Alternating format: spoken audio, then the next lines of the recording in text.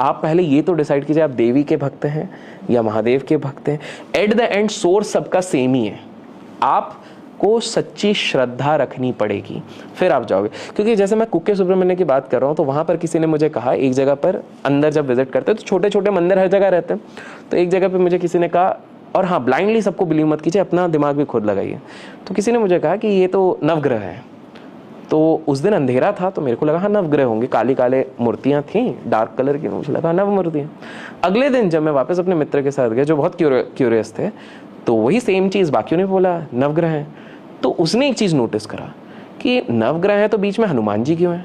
तो मैंने बोला चलिए हनुमान जी तो साक्षात हर जगह होते हैं। उसने बोला नवग्रह है तो ये 10 मूर्तियाँ क्यों हैं, ये दिन का समय। तो मैंने बोला, फिर मैंने ध्यान दिया कि अरे ये तो 10 मूर्तियाँ हैं। फिर जब मैंने पूरा शिल्पकार देखा तो वो नवग्रह नहीं थे, वो 10 अवतार थे। विष्णु जी का भी प्रभाव है। अब जैसे मैं आप लोगों को एक इंटरेस्टिंग चीज़ बताता हूँ, क्या है कि हमारी संस्कृति ना बाकी लोगों ने कॉपी पेस्ट कर लिया और हमको चुरा के उन्हें चूना लगा दिया है।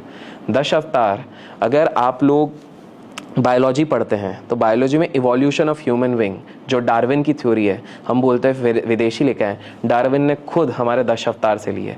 डार्विन कहता है कि जो पहला अवतार, जो पहला इंस्ट्रूमेंट आया था, पहली ऑर्गेनिज्म आया था, वो एक एक्वेटिक एनिमल था, पानी वाला एनिमल था, हमारा मत्स्य अवतार था।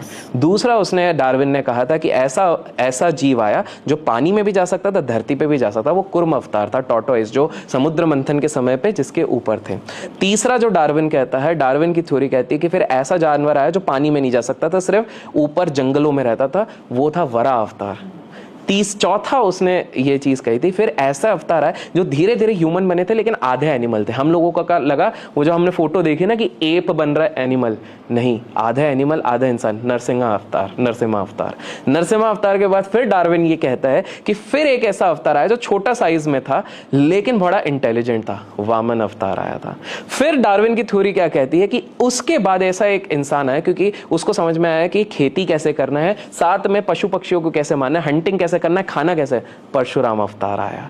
फिर डार्विन की थ्योरी ये कहती है कि फिर फाइनली एक ऐसा इंसान आया जो जिसके अंदर इमोशन था, प्रेम भाव था, मर्यादा थी, मर्यादा पुरुषोत्तम राम आए। फिर डार्विन की थ्योरी कहती है फाइनली इंसान जैसे लोग आने लग गए जो इंसान जैसे थे लेकिन उनमें पावर भी थी, वो सब कुछ कर सकते थे, बिजनेस कर सकते थे, कॉमर्स कर सकते थे, सब कर सकते थे। कृष्ण जी का अवतार आया था। फिर उसने कहा कि लोगों की एनर्जी चले गई लेकिन एनलाइटनमेंट आने लग गया, तो वो बुद्ध जीव, बुद्ध अवतार।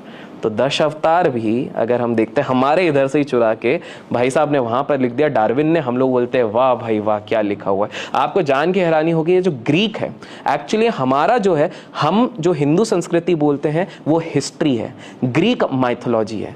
क्या हुआ था कि जब हमारे क्या होता था, पहले समय में कोई इंटरनेट नहीं था, कोई न्यूज़पेपर नहीं था, कुछ नहीं था। काफ़ी सारे लोग हमारे देश में आते थे, व्यापारी, जो ट्रेडर्स कहते हैं व्यापारी, क्योंकि कोई लोग धान लेके आते थे, हमको मसाला दे के जाते थे, ये तरह होता। तो वो जब यहाँ पर आते थे आज से 5-6 हज़ार, 4 हज़ार, 5 हज़ार वर्ष पहले, तो तब बहुत कथाएं प्रचलित होती थी, क्योंकि कृष्ण जी ने वैकुंठ लोक तभी गए थे उस समय पे। तो ये कथाएं बहुत प्रचलित थी कि एक कृष्ण थे, कृष्ण में बहुत शक्ति थी, कृष्ण पहाड़ उठा लेते थे। ये जो फिरंगी लोग आते थे, जो रूसी लोग हो गए, इनको समझ में नहीं आता था लेकिन इनको बड़ा इंटरेस्टिंग लगता था। उनको ये नहीं पता था कि ये हमारे इधर हो चुका है, इनको लगता था ये कथाएं हैं। तो ये क्या करते थे, ये अपने जगह पर जब जाते थे, अब देखिए वो चाइनीज विस्पर होता ना, मैंने आपको बोला एक चीज, आपने किसी और को बोला वो आधी चीज खत्म हो गई, फिर एक किसी को बोला वो आधी चीज हो गई, इसी प्रकार से वो चीज चलती रही। बट बहुत इंटरेस्टिंग सी चीज होने लग गई। क्या हुआ, इन्होंने जाकर वहां पर बोला एक बलशाली इंसान था जो पहाड़ों को भी तोड़ देता था, सब कुछ कर देता था, उन्होंने हरक्यूलिस बना दिया। उसके बाद उन्होंने कहा कि एक ऐसा नाग का रूप आता था जो जिसके 6 नाग रूप रहते थे, इन्होंने शेष नाग को उधर हाइड्रा बना दिया।